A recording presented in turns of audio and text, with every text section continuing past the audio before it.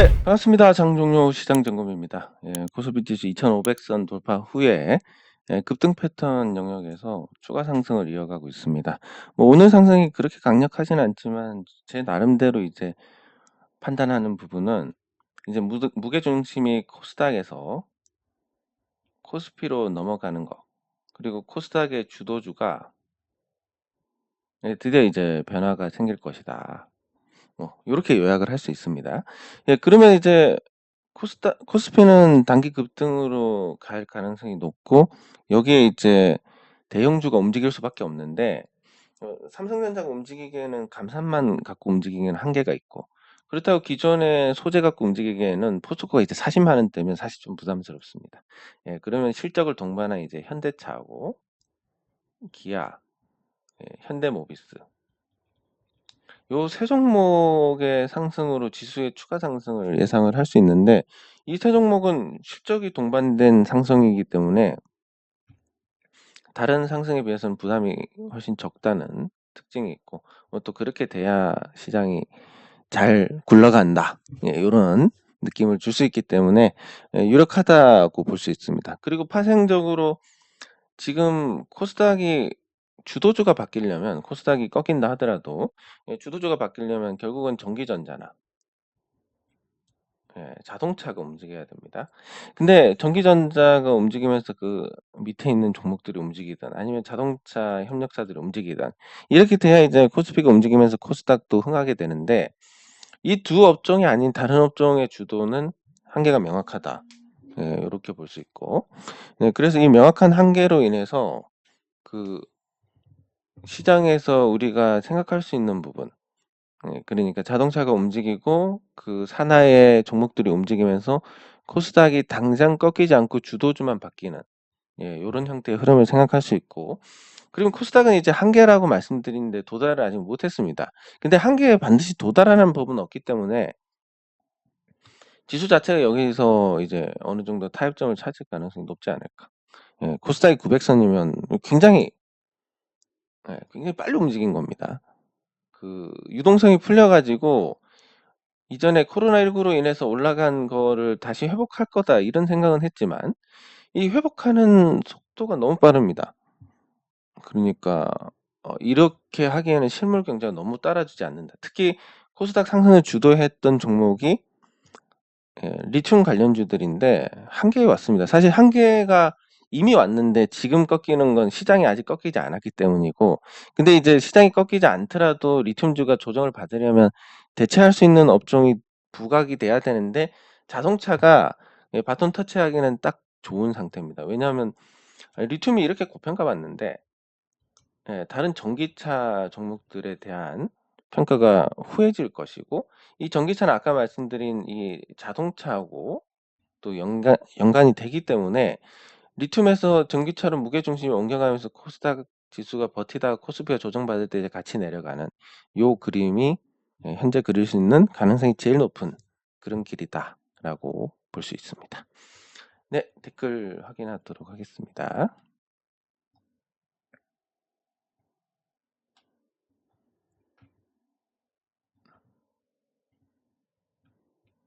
네, 감사합니다. 예, 감사합니다. 네. 이럴수록 점점 더 후유증이 클 텐데. 감사합니다. 네, 감사합니다.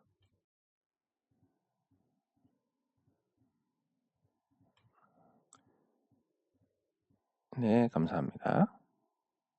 하이로 코리아. 실적이 좋다면, 고평가 종목만 아니면 뭐 언젠가의 문제이기 때문에 그 과정에서 너무 스트레스 안 받으시는 게 좋을 것 같습니다. 네, 감사합니다. 이게 아무리 과정이 좋더라도, 아니 아무리 결과가 좋더라도 과정에서 스트레스를 받으면 진이 빠져 가지고 건강을 해치든지 뭐 다른 수명하고 바꾸는 효과를 가져오게 됩니다. 그래서 어 이게 참 마음을 다스리기가 쉽지가 않은데, 그리고 그게 성격의 차이이기 때문에 저는 뭐 그게 뭐 별 없는데 왜 이렇게 안 되시냐 이렇게 할 수도 없습니다. 그냥 그렇게 설계가 돼서 태어났기 때문에. 예 그래서 참 안타까운데 그래도 이제 우리가 어떤 노력으로 좀 줄일 수 있는 부분이라서 그 줄일 수 있는 부분이란 게 여러분들 '아 이거 도대체 왜 이렇게 안 오를까.'에 대한 경험은 하셨지 않습니까? 그리고 지난 경험들을 보니까 '나중에 결국은 가더라.' 이런 경험을 하신 분도 있으실 거고 '결국 안 가던데.' 이런 경험도 하신 분들이 계실 건데 그게 어쨌든 그 경험을 토대로 이 생각에 대한 부분을 환기를 시키는 게 좋습니다. 왜냐하면 스트레스를 계속 받는 것은 결국 인내심이라는 한정된 재료를 고갈시키는 거고 인내심이 다 다르면 어떻게 매매를 하겠습니까? 바로 '에이 모르겠다. 짜증나니까 그냥 확 던져 버리고 새 종목 들어가야지.' 이런 극단적인 선택을 하게 됩니다. 이 선택이 다행히 잘 맞으면 괜찮은데 틀렸을 경우에 그 후회라는 게 엄청난 뿐더러 사소하게 순간의 감정으로 그렇게 했다가 그 뒤에는 두고두고 고통을 받고 감당할 수 없는 그런 일이 생기니까 스트레스를 줄이고 의식적으로 안 받는 방향으로 그렇게 만들어 가시는 게 좋습니다. 네. 그럼 하이로 코리아 보도록 하겠습니다.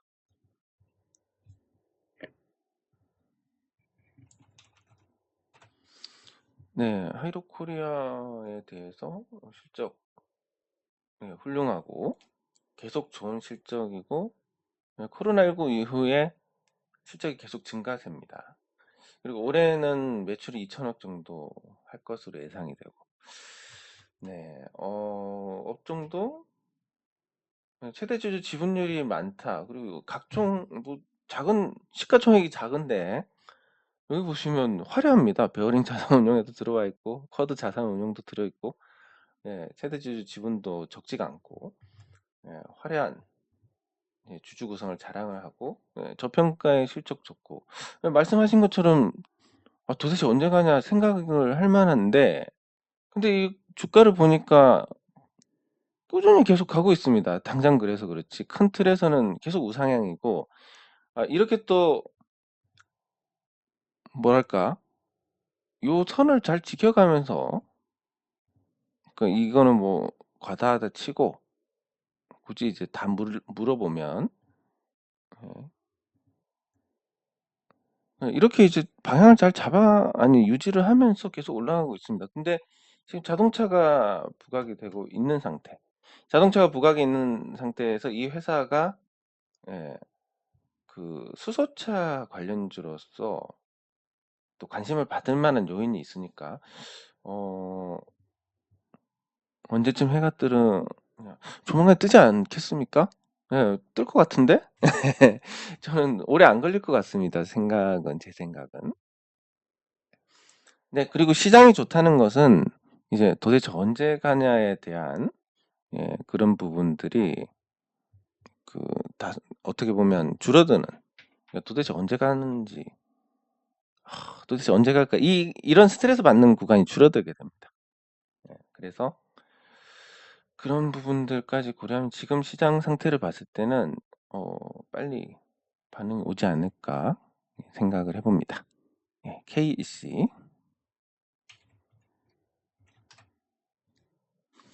네. KEC는 반도체 관련주고 예전에 한번 관심을 세게 받았던 적이 있고 또 지금은 조금 잠잠한 상태에서 추세 전환을 진행을 하고 있습니다. 일단 2021 년까지 시세가 났고 그리고 약세 국면 다시 반등. 그러면 '강하게 상승하기는 다소 어렵지 않을까.'라는 생각인데 2,902 원. 그래도 수익 중이시라서 다행입니다. 유상증자 이 회사가 유상증자를 할 만한 컨디션이 아닌데 이건 쪼끔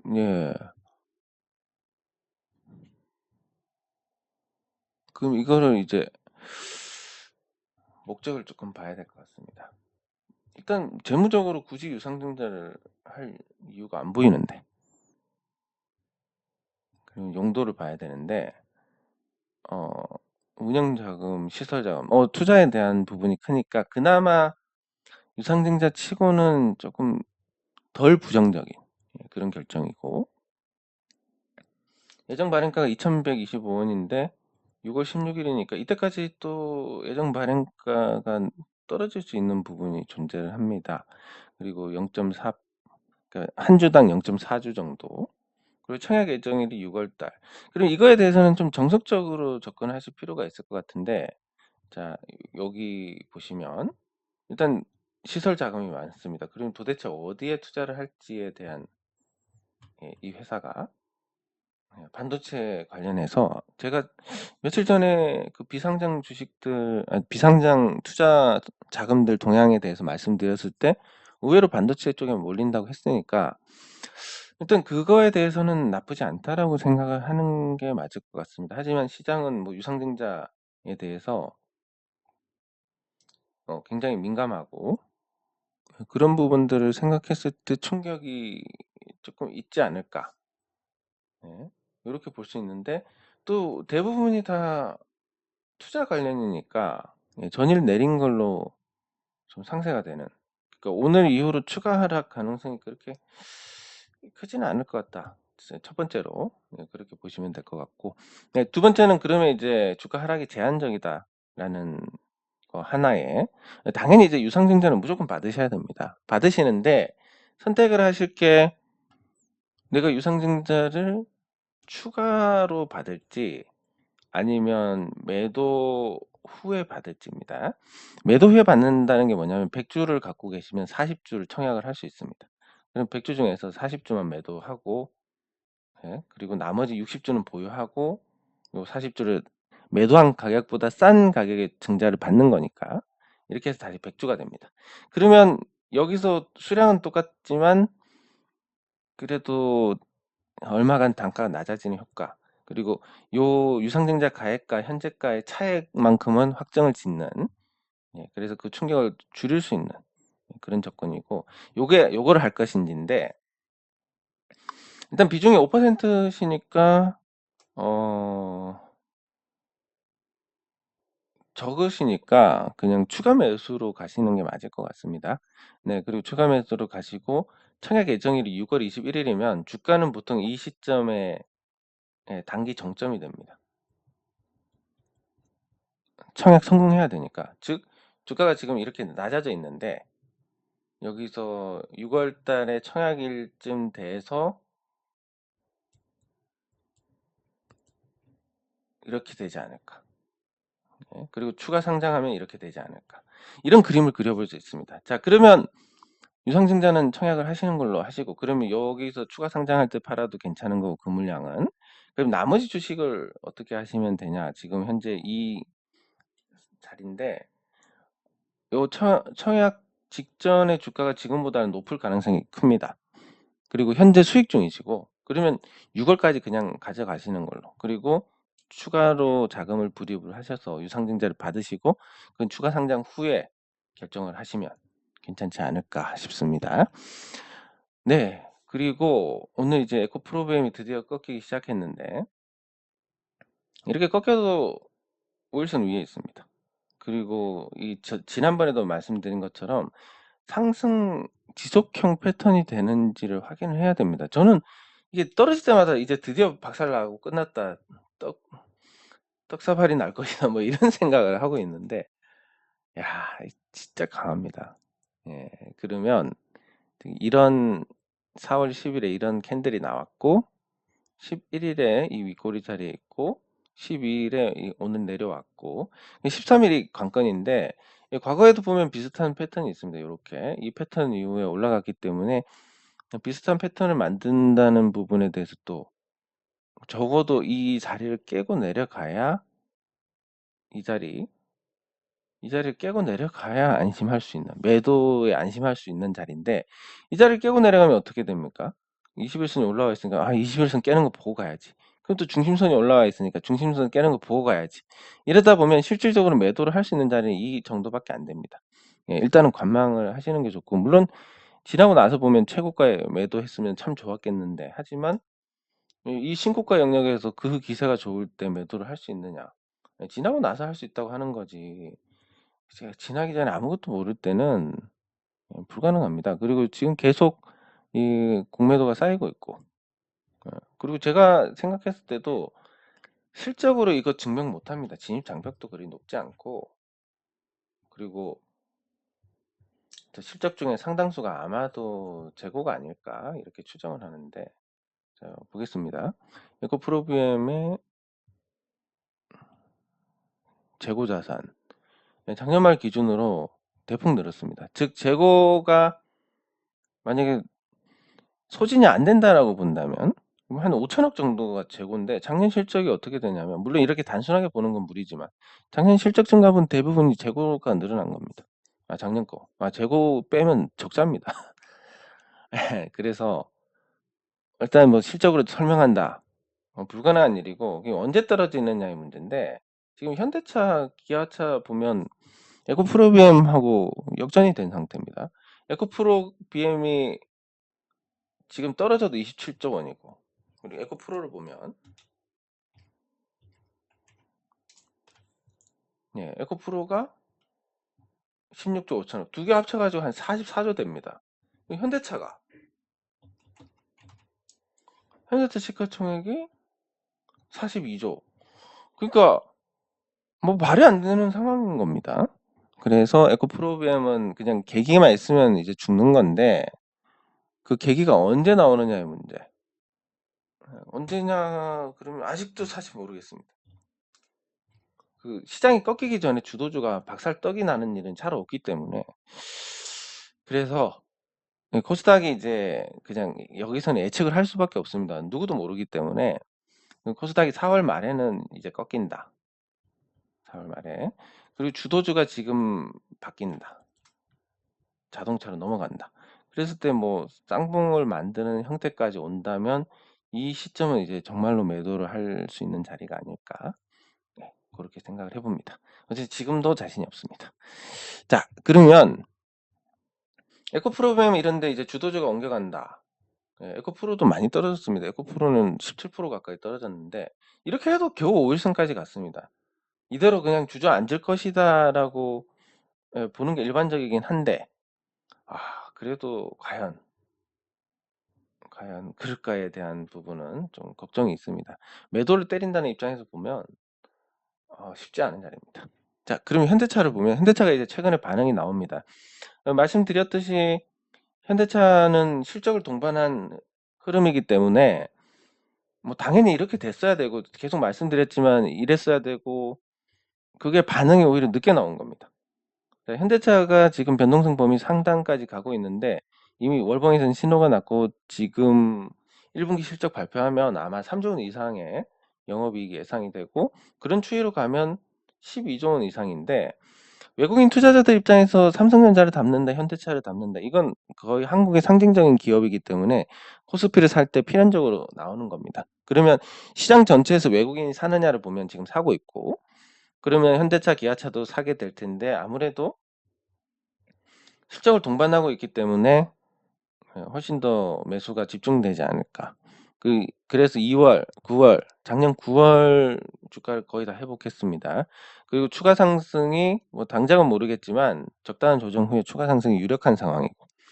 네, 그리고 현대차 말고 기아도 실적이 아주 준수하기 때문에 같은 맥락의 흐름을 기대할 수 있고, 이런 게 좋은 거는 같이 올라간다 해도, 에코프로비엠도 올라가고 기아도 올라가고 둘 다 올라간다 쳤을 때, 에코프로비엠은 보유하는 내내 불안한 거고, 기아는 지금 올라가는 내내 만약에 보유를 하고 있다면 편한 겁니다. 왜냐하면 실적이 계속 늘어나고 있고, 그 실적에 준하는 주가까지 아직 도달을 못했기 때문에, 음, 전성기 주가 전성기 주가 이상이고, 주가는 전성기가 아니다라는 거. 그렇다면 당연히 거기에 맞춰서 올라갈 것이다.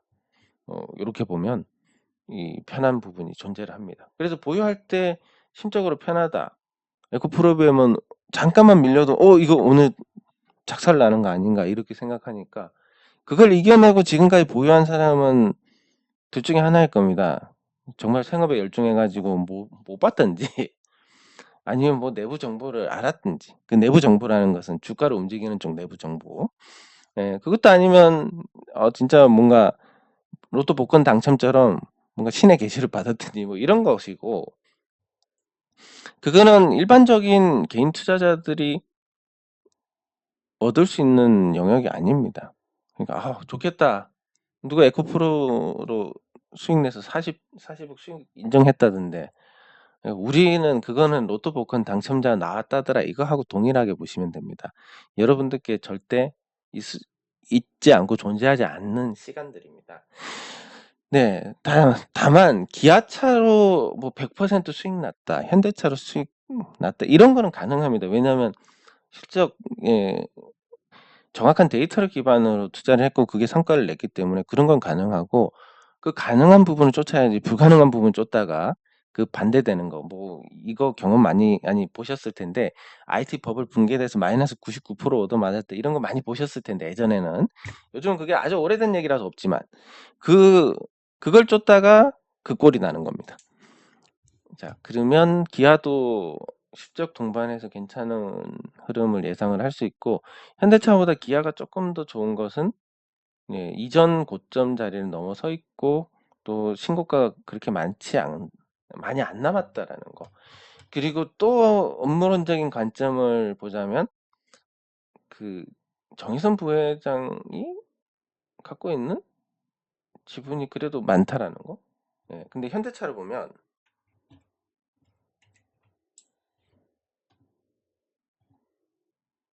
현대차를 보면 정의선 부회장 지분이 더 많긴 하지만 또 상속받아야 되는 정몽구 회장 지분도 있습니다. 이러면 이제 그냥 음모론적 관점에서 보자면 주가가 심하게 올라가는 게 좀 부담스럽다. 예. 근데 기아는 이제 정몽구 회장 지분이 없으니까 굳이 올라가서 뭔가를 하게 된다면 기아가 좀 더 오르지 않을까. 두 종목 중에서. 이렇게 볼 수 있고 그리고 이제 여러분들 이 뉴스에 좀 주목을 하셔야 되는데 현대차가 29년 만에 전기차 공장을 국내에 들었습니다. 29년입니다. 예. 지금까지 계속 외국에만 투자하다가 드디어 국내에 공장을 짓습니다. 그리고 어디냐면 경기도 화성입니다. 자, 이거에 대해서 이제 주목을 하셔야 되는 게 그 자리가 기아차 화성 공장 내에 짓습니다. 그러니까 투자비가 그렇게 안 듭니다. 갖고 있는 부지에 지으니까. 예, 그리고 이 자리에서 이제 그 전기차 향후에 151만 대를 만들 것이다. 자, 2030년에 전 세계에서 판매하는 전기차의 절반을 여기서 만들 것이고 자, 그럼 왜 여기를 선택을 했냐? 29년 만에. 예. 그러면 이제 그 자동차 부품주들의 어떤 무게 중심이 옮겨간다. 요런 관점에서 볼 수 있습니다. 이 많은 차를 생산하고 그리고 부품 조달은 앞으로 현대차가 외국에 공장을 짓는다 하더라도 현대차가 조달하는 그게 그러니까 현대차가 중국에서 생산을 하더라도 부품은 한국에서 가는 경우가 많습니다. 핵심적인 부분은 부품사가 같이 따라간다 하더라도 기반의 어떤 부품들은 여기서 가는데 그렇다는 얘기는 지금 신설 공장에 대해서 이 주변에 있는 자동차 부품주들이 여기뿐만이 아니라 전 세계에 있는 현대차 전기차 생산 공장에 부품을 납품을 하게 될 가능성이 크다. 즉 지도로 보면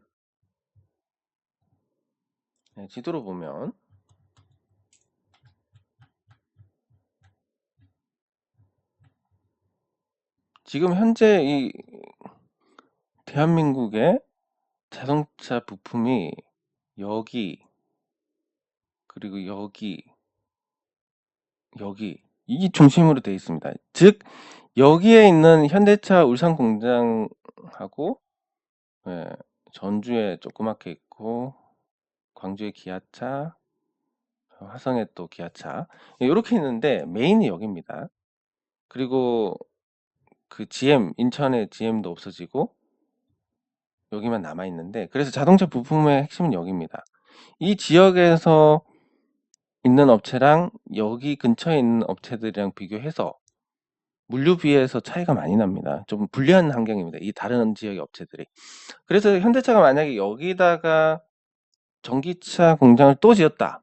그러면은 기존 업체들의 어떤 또 잔치가 될 거지만 여기다 짓는다고 했습니다, 여기다가.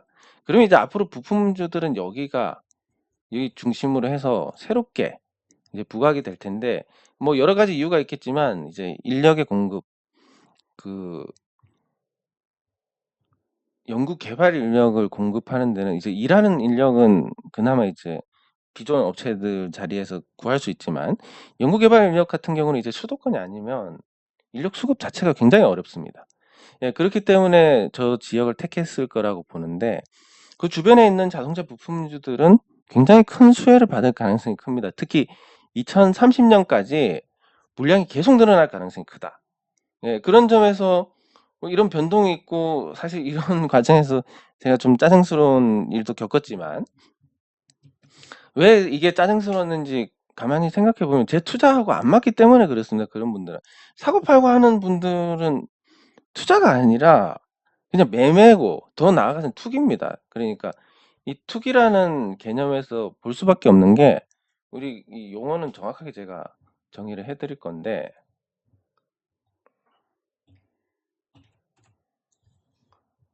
특정한 이익을 얻기 위해서 시간을 투입하거나 자본을 제공하는 것을 투자라고 합니다. 여기 보시면 투자. 예. 그리고 투기는 가치 몰라. 예. 매매 행위. 이게 투기입니다. 즉 사고 팔고 한다는 것은 결국 투기적 행위다. 그 뭐 우리가 뭘 하고 있는지는 알아야 될 거지 않습니까? 그럼 투자를 할 거냐 투기를 할 거냐에서, 저는 이 회사가 앞으로 더 잘 될 것이다라고 보고, 시간 투자하고 여기 또 제 자금이 묶여 있으니까 돈 투자하고 시간 투자하고 이러는 건데, 그러면 저는 이렇게 해서 투자를 합니다라고 하면 이 투기의 영역에 대해서는 제가 뭐 알겠습니까? 여기서 사야 팔고 여기서 하고 지나고 나서는 그렇지만 제가 그걸 어떻게 알겠습니까? 근데 자꾸 투기적인 관점에서 질문이 들어오니까 제가 그때 좀 짜증이 많이 났던 것 같습니다. 그게 뭐 그 질문에 대해서 어떻게 보면 곤혹스럽다고 해야 될 것 같은데, 무당이나 사기꾼들은 뭐 큰 소리 치겠지만, 저는 거짓말을 뭐 그런 거에서 거짓말을 한다는 건 제 투자하고는 또 맞지 않는 부분이니까 모릅니다. 예. 이게 정답이지만.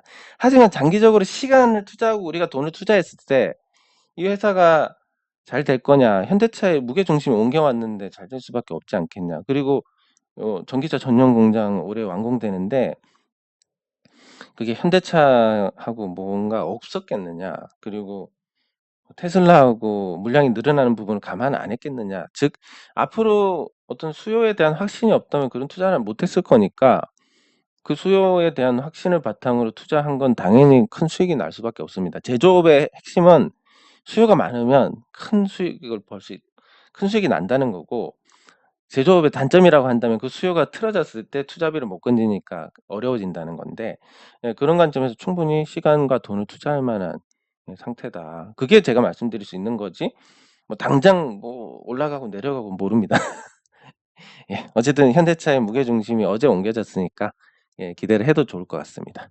네, 장 종료 시장 점검은 여기서 마치도록 하겠습니다. 수고하셨습니다.